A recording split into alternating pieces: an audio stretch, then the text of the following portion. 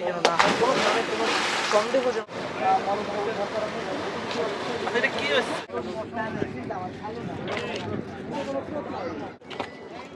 এখানে নৌবাহিনীর ঊর্ধ্বতন কর্মকর্তারা উপস্থিত আছেন এবং তারা বিভিন্ন সময়ে যে সদস্যরা রয়েছেন তাদেরকে গাইডলাইন দিচ্ছেন কিভাবে কাজ করতে হবে এবং জানাচ্ছিলেন নৌবাহিনীর সদস্যরা তাদের সর্বোচ্চ দিয়ে কাজ করবেন এবং কোনো ধরনের কোনো অনাকাঙ্ক্ষিত পরিস্থিতি যেন না হয়, কোনো ধরনের কোনো সন্দেহ যেন তৈরি না হয় যে এইখানে প্রশাসনের পক্ষ থেকে সহযোগিতা পায়নি। জানাচ্ছিলেন যে এই সংখ্যা এড়িয়ে তাদের সর্বোচ্চ দিয়ে কাজ করবেন নৌবাহিনীর সদস্যরা, ফায়ার সার্ভিসের সদস্যরা, ফায়ার সার্ভিসের আরেক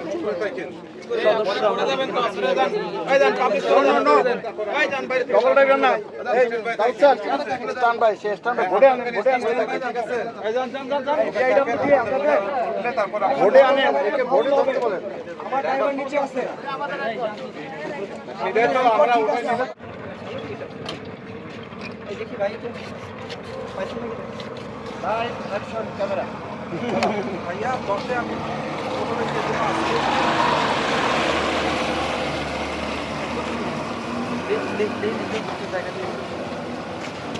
আপনি এদিকে একদম কাছে চলে আসুন, এটাই দেখুন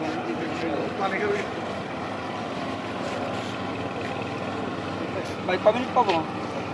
ধরতে না ভাই ভাই আছে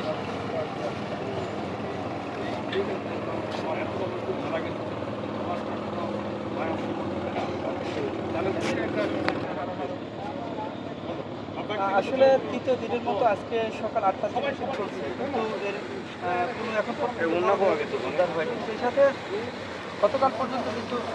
7 জন ব্যক্তির এটা কি হচ্ছে? এটা রানিং মানে কি তেল ফুটছে নাকি?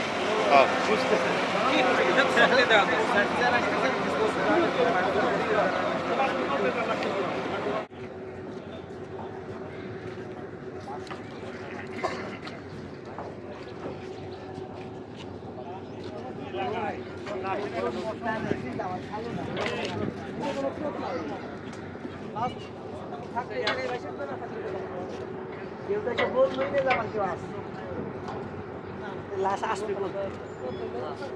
বাংলাদেশের আগে এই নিউজটা ভাইরাল হয়ে গেছে,